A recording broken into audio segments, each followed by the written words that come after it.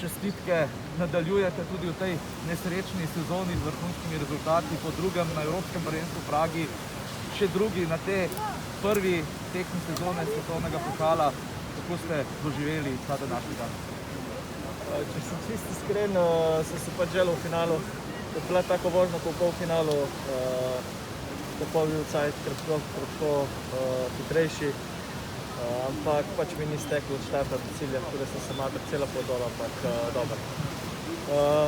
S tako čudno sezono na koncu sem zadovoljen, 2 tekme mednarodne, 2 drugo mesto, lahko bi bil boljši, želel sem si več, mogoče tudi le v tacno.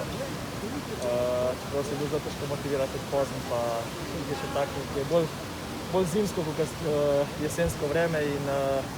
Ampak ja, na koncu zadovoljen sem, nova kolajna, čeprav je okrnjena konkurenca, ampak še izmeri si mogel pokazati, kako dobro vožnjo za spršno.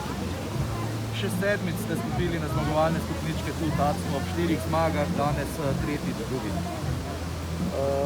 Ja, super, ne. Lepo, da sem pač prvič tle na večjem tekmovanju, bilo to leta 2005 na Evropskem prvenstvu v Tacnu, sem bil srebrn.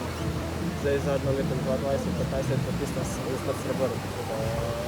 Jaz sem vesel, da v Tacni sem se nekako naučil uživati v narekovaju pritisku domačega terena in da sem vsaki tekem probam zbrati, da čim bolj odpeljem, ampak se pravim, Tacni je zelo nepredvidljiv volati za njih, sploh pri tem vodostaju in če ti se ti čoln od štarta ustavlja oziroma ti ne steče, bo zelo težko priješ do res take vožnje, ki si jo jaz želim in pol na koncu tudi rezultat temu primerno.